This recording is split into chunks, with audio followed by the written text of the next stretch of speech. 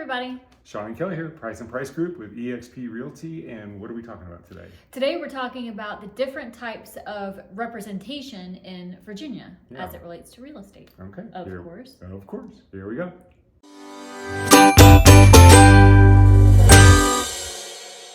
All right, so we are going to talk about what it means to actually have a realtor, but first, before we get to that, everybody wants to know how you feeling.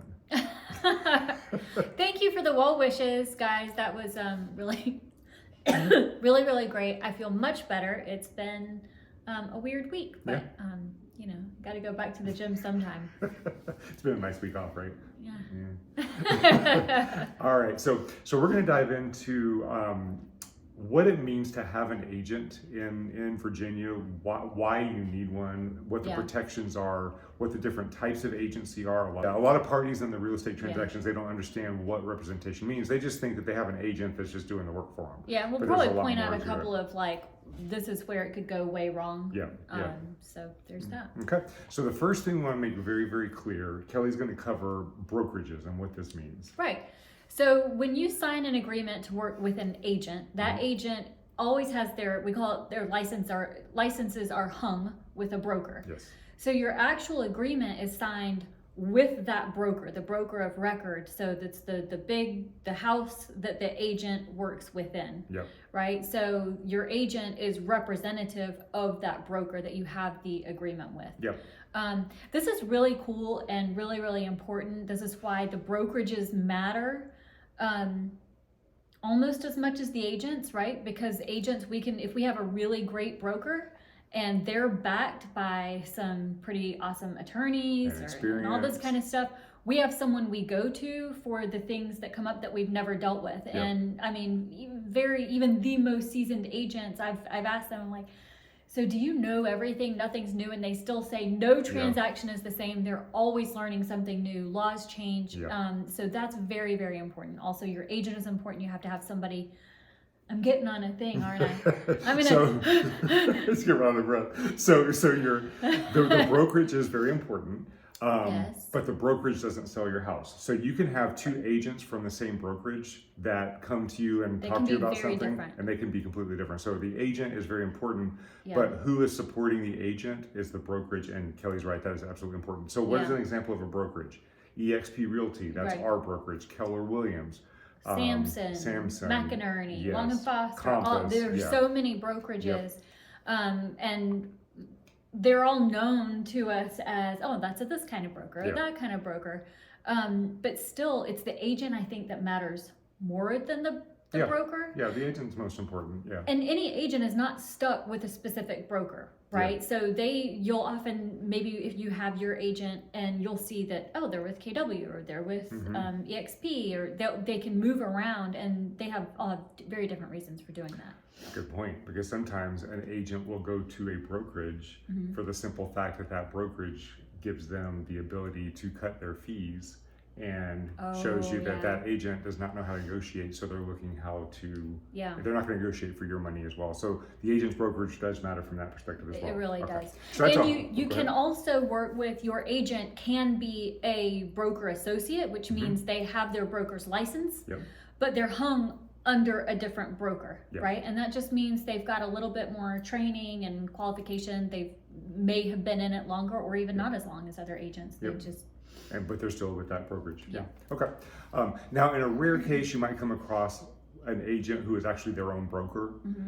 That's a boutique situation, but that's very rare. We haven't seen that very often. Typically, the broker of record, they're busy helping all of their agents. They're not usually out in the field working, producing. Right. That's right. Okay, so we've clarified that. Now, why is it important as a seller to have representation, as a buyer to have a representation? A good example of this is if you're buying a new build.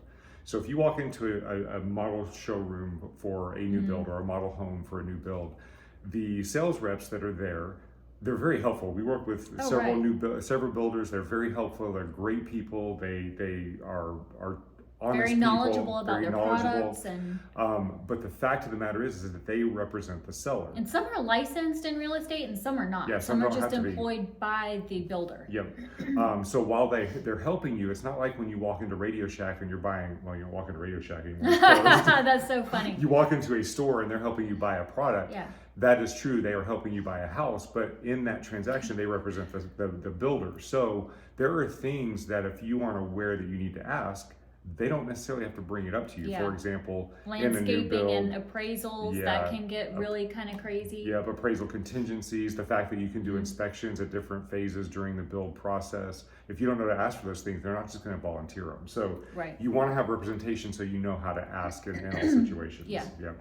Okay, so the first thing that we need to do. Oh, and if you walk into an open house, and let's say you're a buyer. So we're outside of the builder. Yeah, now we're going situation. to a buyer situation. Yeah. You walk into an open house, you don't have an agent, or you do have an agent, but you're talking to the agent at the open house.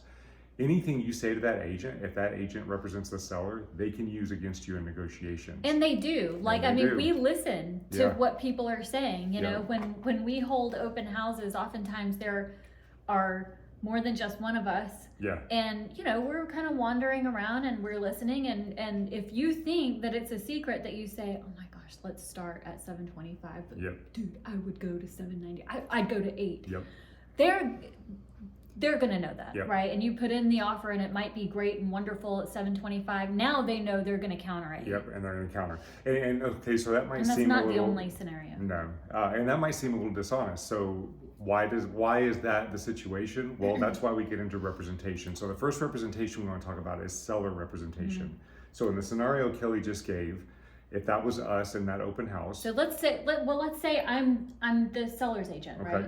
So you have a fiduciary responsibility to look Right. out for that seller. So it's your job to let them know. Fiduciary means I am obligated to their very best well-being, to doing and serving them exactly how and what to meet their goals as best I can within the scope of the law and how real estate And works. ethics, yeah. Right? Yep.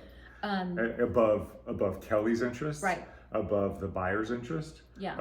Now she has to be truthful and honest, but If there are material facts, Yeah. I have to let Disclose everybody it. know, right? Yeah. If they say, well, we don't want to show to certain people, that's a no-go. We don't do that. Yeah. But if they say, hey, I'm only gonna, like as a buyer's agent, if the commission, oh, well, I'm only gonna show these commission. No. Our commission doesn't matter, right? Yeah. It's if you want to see it, we show it. And that's how that works. That's right. That's fiduciary. It's you first. Yep. Also, as a seller representative, so the way that you become a seller's agent or a seller's representative is to sign a listing agreement. So that's a seller representation agreement. So we have fiduciary responsibility, we have confidentiality, and we have looking out for their best interests. And we owe this. Yes. We have. It is We in are your best. obligated. We're obligated. If we hear conversations like that, Yep. I am obligated to come and say, "Guess what I heard? I know what Yep. they're going to do. I have to do this." Yep, and we can advise. We can advise on what our opinions are and what people should do. Yes. Ultimately, it's a seller's decision, but we can advise. Yes. Okay, so the next type of representation is buyer representation. Now, this Okay. one's the one that gets a little bit confusing because as a buyer, you walk into a property, even if you meet an agent. Let's say you call Zillow and you meet an agent at that property, and the buyer's or the agent's there, and then the buyer comes in, and you meet them. You don't have representation. Now, that agent coming from Zillow is typically not the seller's agent because Zillow works with buyer's agents, but until there's a signed agreement, that agent is not your representative. Now, there is the intent. So if that agent starts showing you a lot of different properties, there can be an intent of representation, but to Right. get it in writing and get yourself protected, you want to sign a buyer-broker agreement because that establishes fiduciary, that Right. establishes confidentiality, and establishes the best interest. Okay, and let me say something here, right? Mhm. It's going to be very rare, I think, for you to have a buyer's agent forcing you into this representative Yes. agreement very quickly. Yeah. It's really, we don't really need to force it. It behooves you to have that Yes. because we're not just opening doors for you, which we wouldn't do anyway, but some would. But we actually are obligated to make sure that you are looking at the properties that fit your needs, everything that you've laid out, right? And I haven't seen any agents that have said that they would not let someone out of it or charge. Yeah. So there's an escape clause in that BBA. Yeah, I mean, you get out of it. It's not binding or anything like that unless they're procuring for the sale and whatnot. But that's important. Okay, so that's buyer agency and seller representation. Did we hit that very well? I think so. I think we clarified it pretty well. I mean, I understand it. Yeah, if you have any questions, let us know. Now here's where we get into confusion. Okay, so we have. If you're not already. If you're not totally confused. There are two types of representation that could be a conflict of interest. Yeah, and you'll have to check whether you're a seller or a buyer. It'll be a part of your contract. You'll have to check a box for these two to say, yes, I agree to this, or no, I don't. Yep. And those are designated representation and dual representation. Yep. So the first one, designated. Yay, Let's this say one's that easy. let's say that I am an agent and Kelly is an agent, and we're not husband and wife, so we have clients, right? Let's say that we are husband and wife, and we still have clients. So, but let's say in this example we're not, because we're going to do designated representation. Okay. I mean, you made it sound like as husband and wife we don't have clients. Okay, we have a ton of clients. We have Like the greatest number of clients we have ever. like so many clients. We have the best clients ever. You're so. Okay. So back on track, everybody. Yes. So we are two agents. We are not related. Okay. But we do both hang our licenses with EXP. And So, I work over here with some other team who's awesome with EXP. And I work with myself because I'm an awesome team. All by himself. Okay, so I am the listing agent. She's the buyer's agent. She has representation with the buyer. I have representation with the seller, which means that EXP, our brokerage, has representation with both. Right. Okay, so that's a potential conflict. Yes, right? because the agent cannot represent both sides of the transaction. If our broker's fiduciary owes everything to the seller and owes everything to the buyer, how does that work? Right? Well, the broker is going to designate, hence designated agency, designated representation. I'm using Florida terms. They're going to designate Kelly to represent the buyer and designate me to represent the seller. So the buyer and the seller still have all of their benefits. They still have full protection, full confidentiality, and full fiduciary. Yeah, because in this instance, we don't owe each other giving the backroom information. That's right. And in that situation, you, as the buyer and seller in that transaction, would have to sign a disclosure stating that you know that designated representation is occurring. All right, and the last type of representation is dual representation. And so in this situation, it can get really hairy. Okay, so Kelly, go for it. Okay, so let's say I represent the seller and I have this listing. Okay. Go.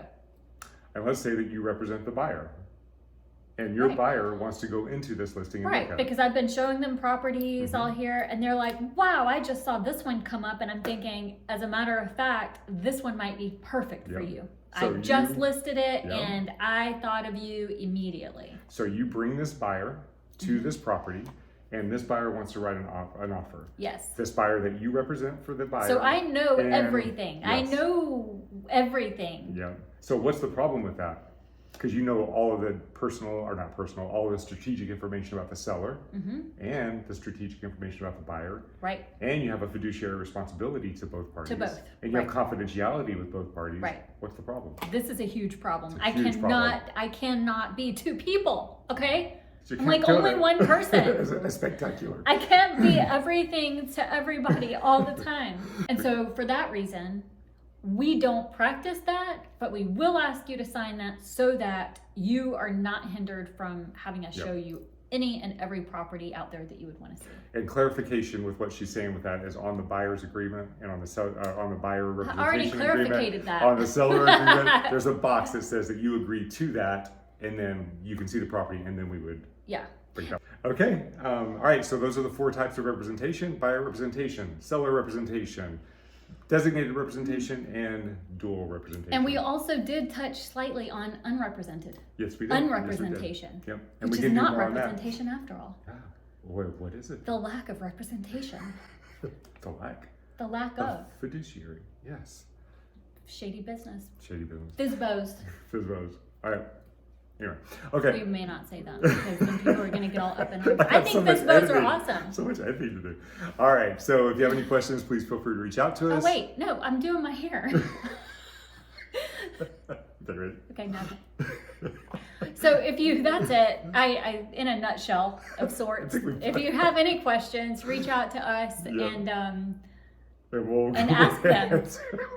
That would be a great idea. All right. Okay. Ask your questions. All right. We will see you guys next week.